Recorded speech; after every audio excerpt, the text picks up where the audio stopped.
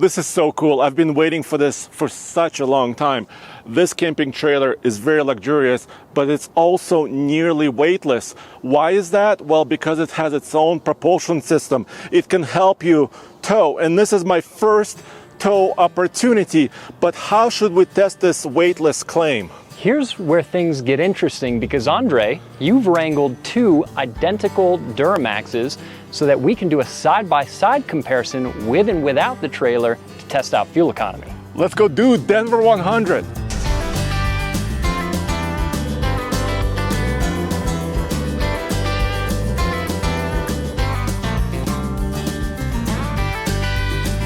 So in this video, we're gonna show you inside this trailer, show you all the features, also show the factory where it's built here in Colorado.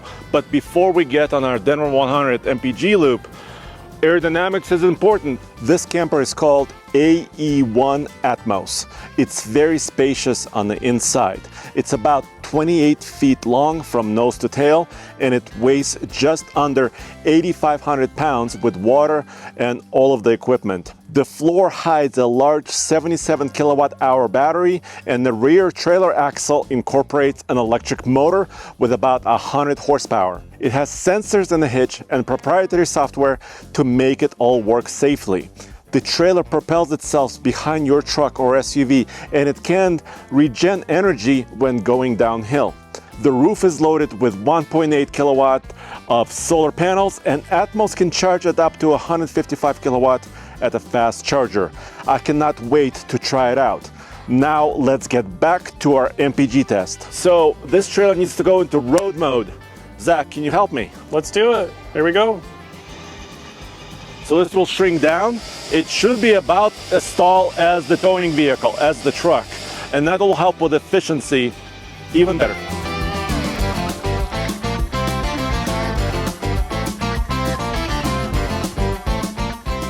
All right, it's all the way down now. We're ready to move.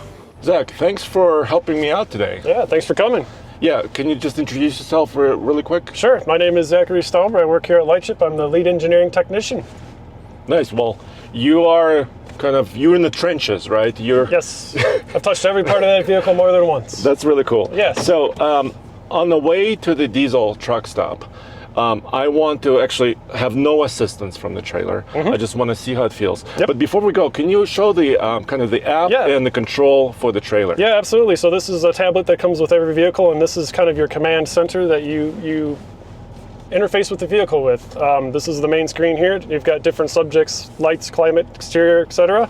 So I like that. It says all closed, locked. Yep. So we know we're in road mode and we're ready to go. That's correct. Yeah. Right now we're currently in storage mode, so you can feel the vehicle weight, not in road mode. Yeah.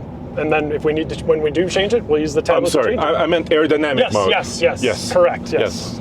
Not in control, but in physicality. Yes, sir. Correct. exactly. So, but it's confirmed that there's some sensors on the trailer. Yep. And I know I'm okay. Yes, you're good. Okay. You're perfect. Yep. Shows our SOC is 98% as well, so we're pretty much fully charged. Okay. Ready to and go. then once we get filled up, and then Kase fills his truck up as well, we're gonna reset our trip meters, and we're gonna hit our loop, and we're gonna see exactly how it tows. Yep. You got it. Are there other screens we can talk about? Absolutely. This is our current settings and help section of the tablet. So you can see right here we're in storage mode. So the vehicle is just hanging out. It's not going to be assisting or regenning in any way. It's just a regular trailer at this point. Gotcha. Yep.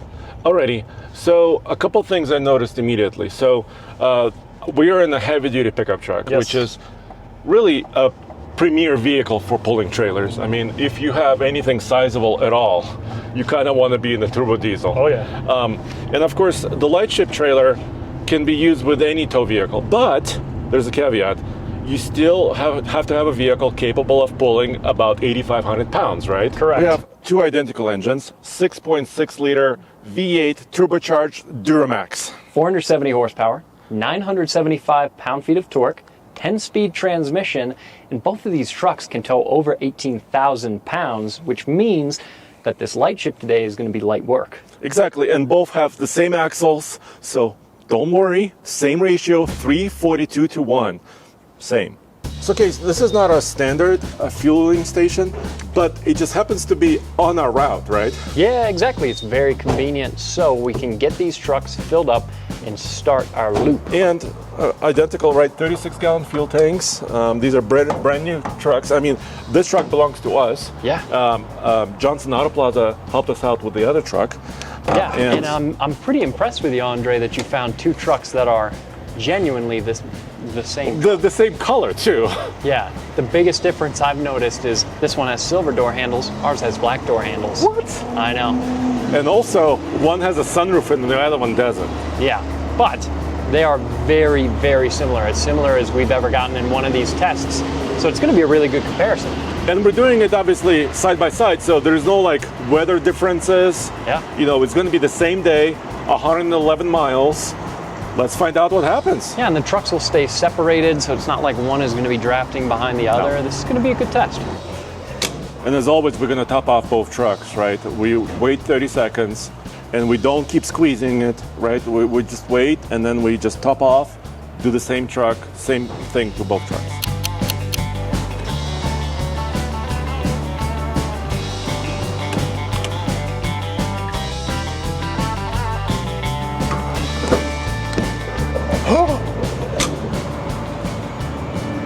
Kase, we gotta wait 30 seconds to top off this empty truck.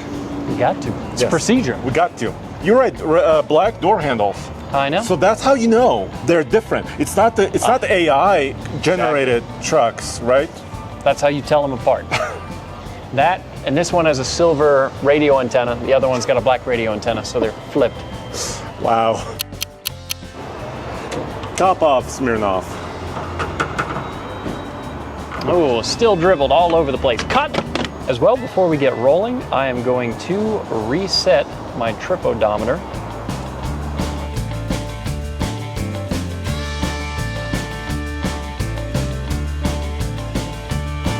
All right, Zach, should we go into ultimate road mode? Let's do it. I'm going to push the button. Boom.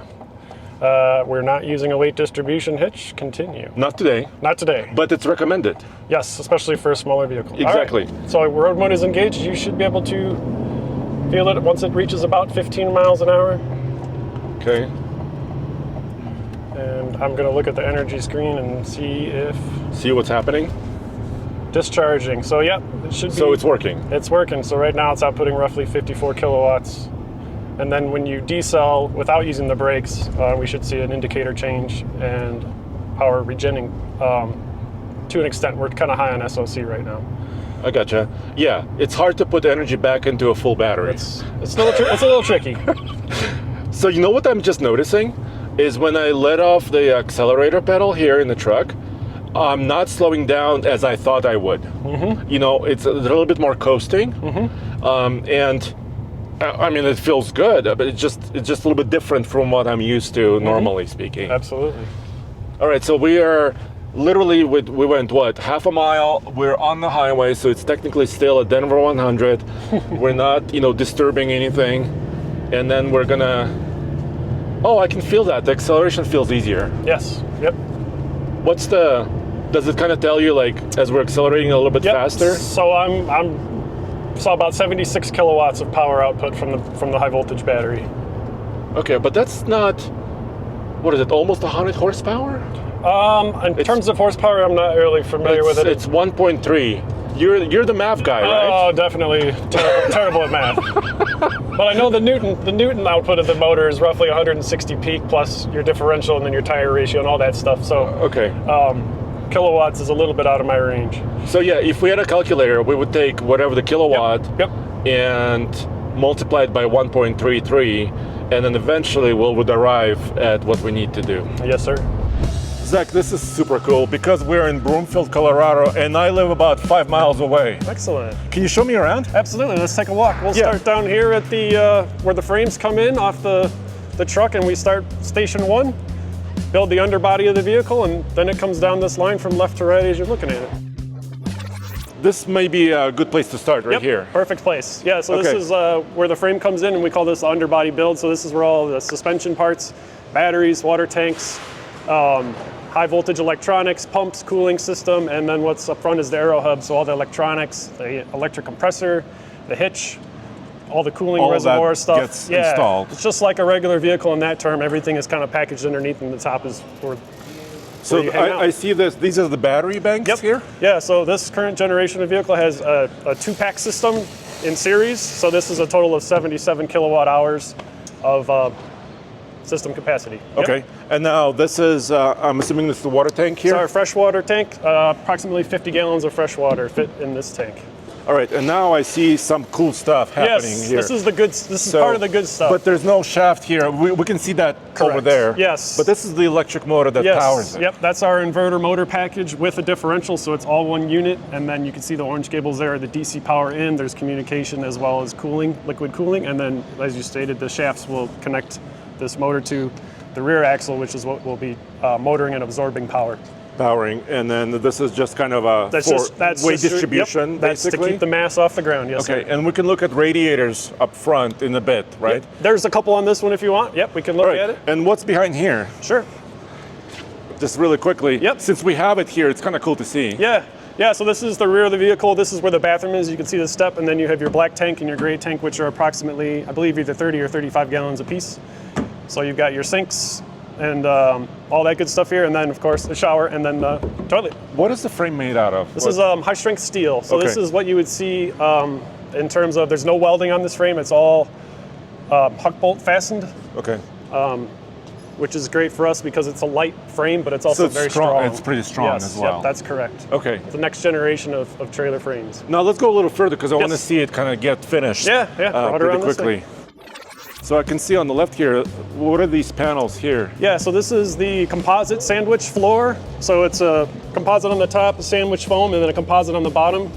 This is the main floor, and then you can see the bathroom step-down floor here. And this is bonded to the vehicle chassis, like you can see here to my right.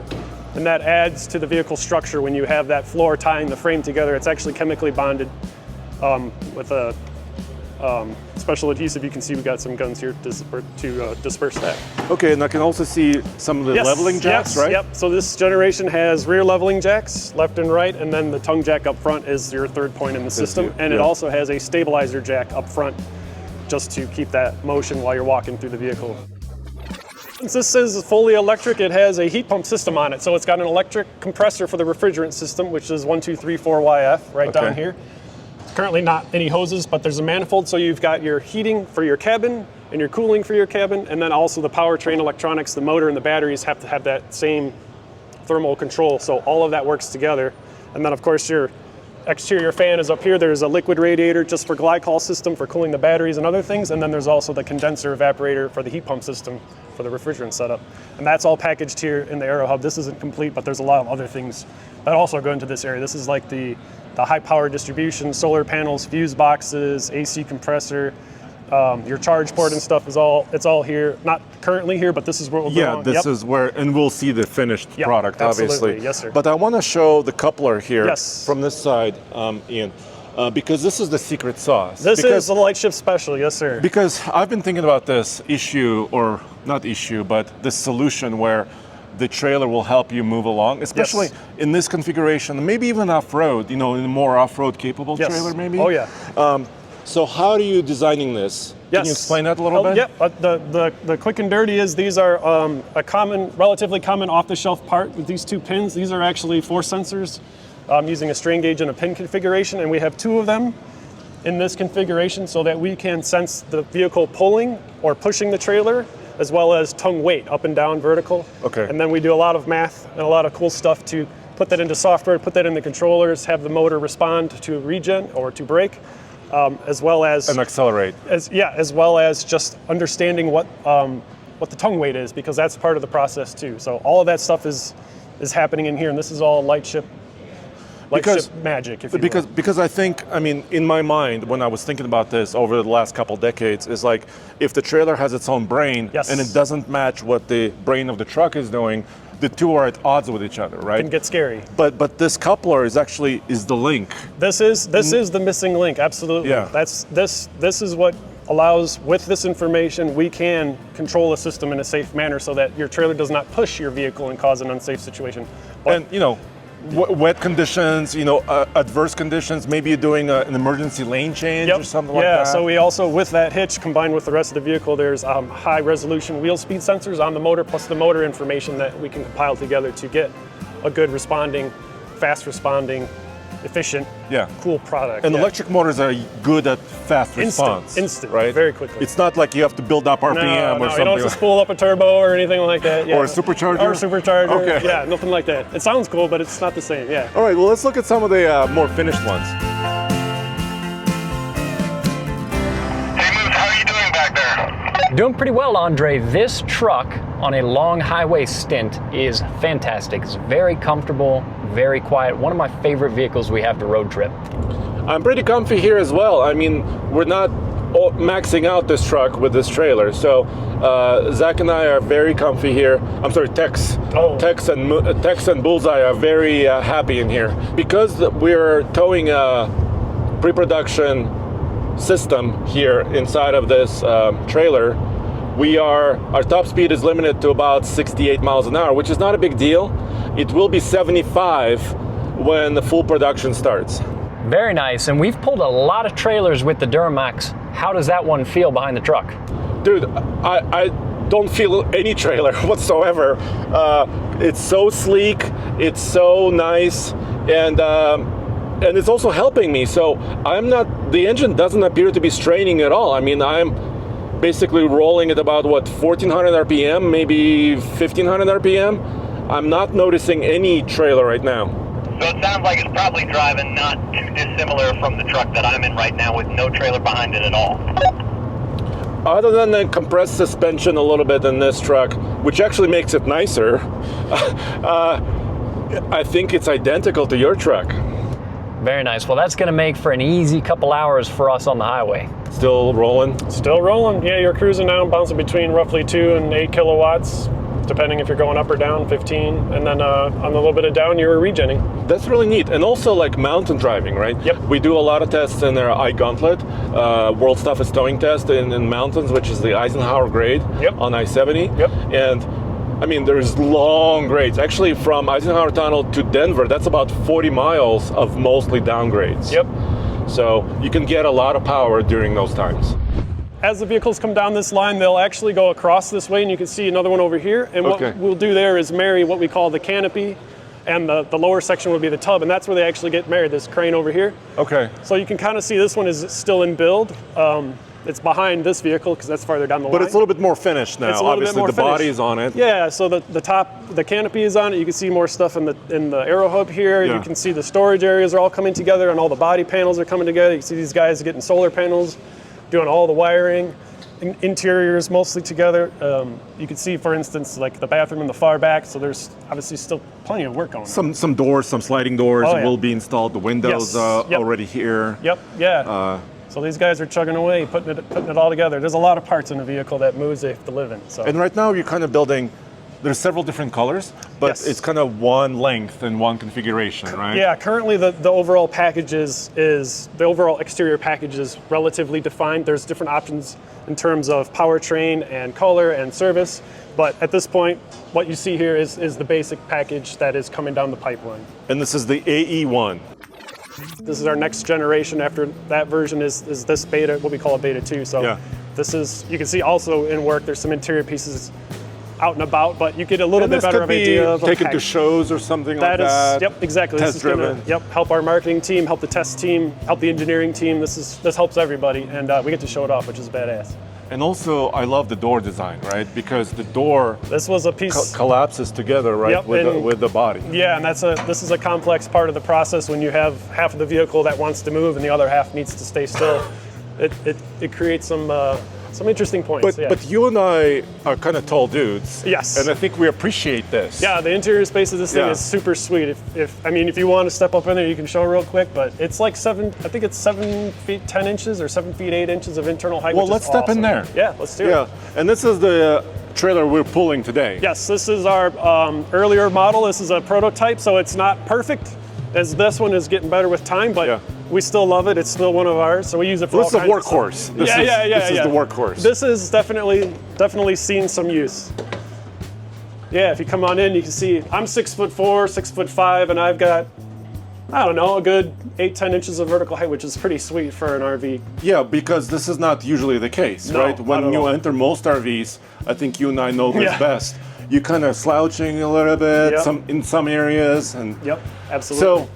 But can you show me, kind of walk me through some of the features? Yeah, absolutely. So if you when you walk in here, you look to the right. This is the sleeping, chilling lounge area. Call this the lounge. Yeah. Aptly named. And then this actually flips out and turns into a bed. So you've got sleeping for two here. The table to your left actually condenses down to the ground, and then there's storage under here. You flip that out, and you've got sleeping for another two folks. So Okay. by definition, this is a 4-person sleeper. Okay. And you got the kitchen here. Yep. Okay. Fridge, microwave, dishwasher, which is pretty cool, induction range. And then to your left is the bathroom. And we haven't said this yet, but there's solar on the roof as well. Yes. So in these vehicles, there's a 1.8 kilowatt solar system photovoltaic on the roof. That's a lot, actually. It's 1.8. I mean, that's your peak, right? That's Yeah. Sun, Well, sun that's- at noon, no that's clouds. perfect. Yeah, Perfect sun. that's rated, right? And then that goes down into the aero hub up front, which then maintains your 12-volt system. So your lights, your fridge, freezer, your pumps, your cooling fans, which can be an electric vehicle, a larger draw than your typical like ICE vehicle, right? Where when it's off, it's off. Right, This right. is always on. So there's always something going on.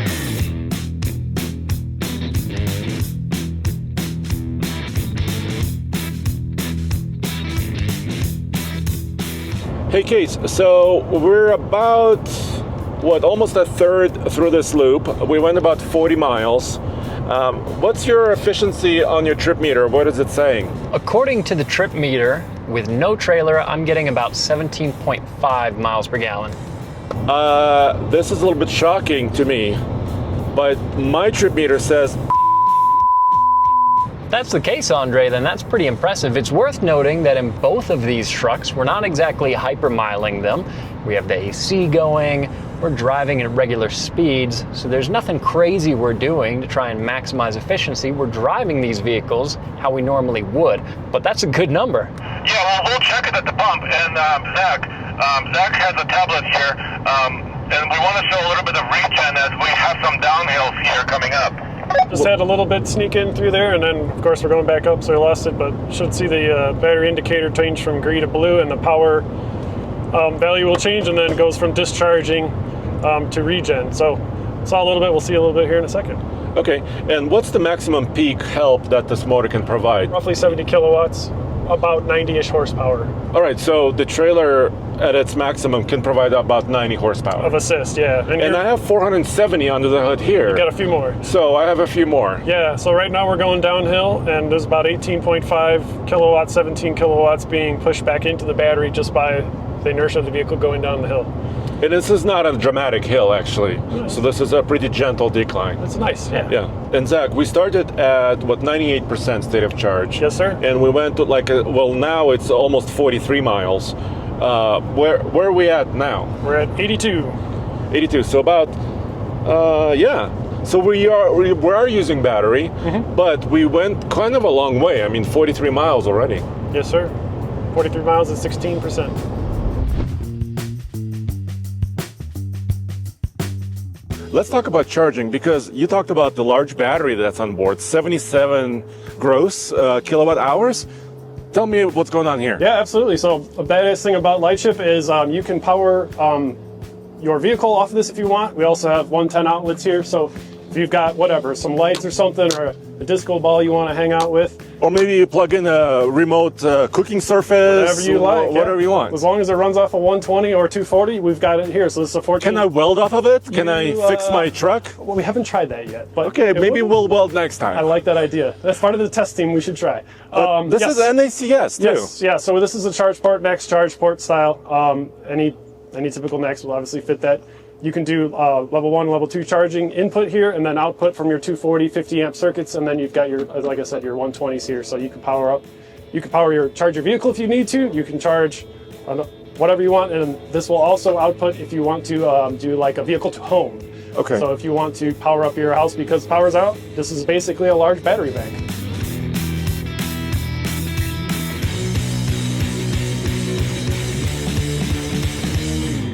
All right, so in the truck with the trailer, we went 114.9, so basically 115 miles, 19.2 MPG, and our average speed was about 56 miles an hour, which matches what we always do on this loop. So we started at 98, like Zach was saying, and we used about, 34% of the battery, basically a third. But we did go 115 miles. All right, so Kase is first to fill up, and then we'll do the other truck that was pulling the trailer. I want to see what Kase, what does your trip meter say? So right now, it's saying 19.5 MPG, and our total distance, according to my trip computer, was just under 115 miles, 114.6. So my truck said 114.9. Okay. So almost the same distance from both trucks. Yeah, and there's always going to be a little bit of discrepancy in the trip computers, and that's why we're also going to verify at the pump. I'm not going to tell you what my trip meter said. For fuel economy? I'm not going to tell you. Let's find out. Let's do this. All right, so we'll use 115 miles because we had a little extra exit that we did today. Yeah, we followed exactly the same route. Yes, both of us drove the same. How about this? Because we ran that truck with many different trailers before on this same loop. So how about we show a little bit of what happened before with a big box trailer when you and I took that. So the Chevy actually says we went further than the other two trucks at 121.3, but it also says we did just 11.7 MPG, so let's see what the pump says. Oh, you're more than a gallon worse. What? How's that possible? All right, so we drove 119.5 miles divided by 9.963, 11.99. All right, we'll wait 30 seconds again. But as you just saw, when that Duramax was pulling that 28-footer big box trailer, remember with Tommy? Yeah. That was 12 MPG. Yeah, and obviously aerodynamics makes a huge difference. That trailer is very sleek, very aerodynamic. I wouldn't be surprised if it's even more aerodynamic than the truck that's pulling it. Yeah, I think it might be. And actually, I was just talking to Zach and his team as we were driving. They said, you know how geese fly in formation? Yeah. When you put more geese together, they're actually more aerodynamic than by themselves. Yeah, so I'm not convinced that truck and trailer setup is any less aerodynamic than the truck on its own.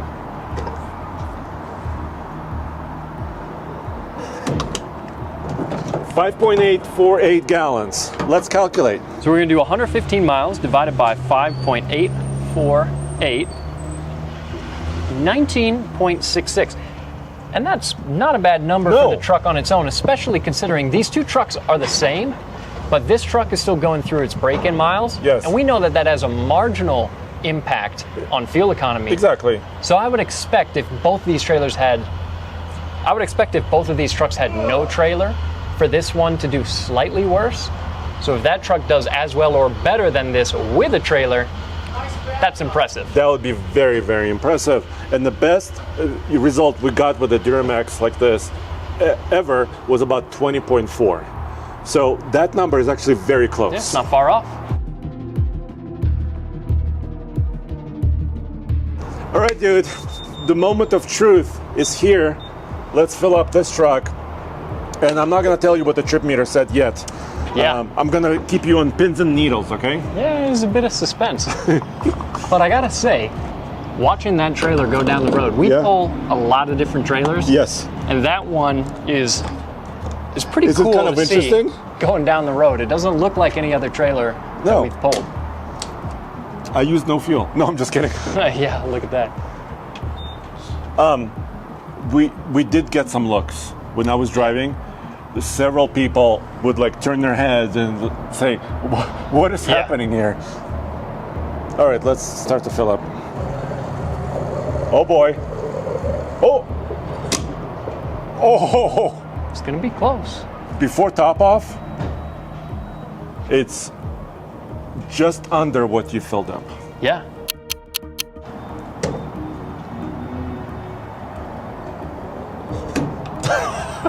Wow. So they're pretty neck and neck. Dude, within the margin of error. So, 19.66 is what we got on that truck. Okay. 115 divided by 5.921. So 19.42. that's within a margin of error. So That's- the idea with this trailer is that it cancels itself out, And it just did. and it just did.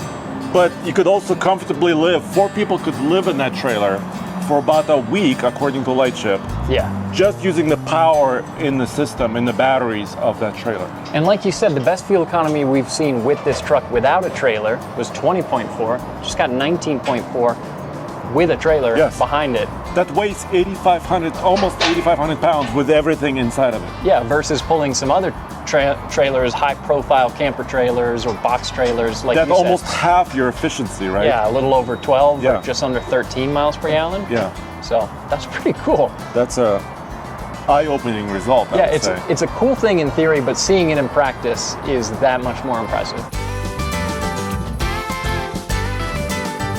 So Andre, we've got an impressive result on the fuel economy, Yes. but I have a question. How much does it cost? Well, the one we're pulling here is the Atmos, which is kind of the most optioned, the highest end, right? That's the one that customers are currently taking deliveries, will be taking deliveries of. Right. And the price all in is $184,000, Yeah, which is quite a lot, right? Yeah. But you have to remember, you could live in this camper off-grid. It will propel itself, help you with your fuel efficiency, and it's very luxurious and comfortable too. yeah, it's nicely equipped on the inside, and it's also worth noting that one of the reasons this trailer doesn't push itself so much that it actually increases your efficiency over what the truck would get on its own is for safety reasons. Exactly, and it never felt unsafe today. Obviously, we didn't have rain or snow or Yeah. ice today, but it just felt normal. Well, actually, it didn't feel like towing at all. Yeah, because you But- don't want the trailer pushing the truck. Exactly, you never want to do that, and that's how they designed this system, right? Yeah. So it never does that. As soon as you apply the brakes, it actually activates the trailer friction brakes, right? Yeah. So the whole system will slow down and actually stop. Yeah, and also pretty cool, as we've been talking, the roof is lifted up so that it's getting to its form where you would walk into it, use it to camp out of. Yeah, and there's another model coming soon, which is a little bit more affordable, $151,000 for the Panos option with a smaller battery, but still a lot of amenities and also an electric motor. And then there's another one coming later without an electric motor, but all the amenities and a smaller battery for less money, right? Yeah. So there's different options of this trailer that are going to be online. Yeah, and I gotta say, of all the campers that we've seen recently, this is one of the coolest, one of the most unique. Yeah, and it gets looks too. Yeah, it sure does.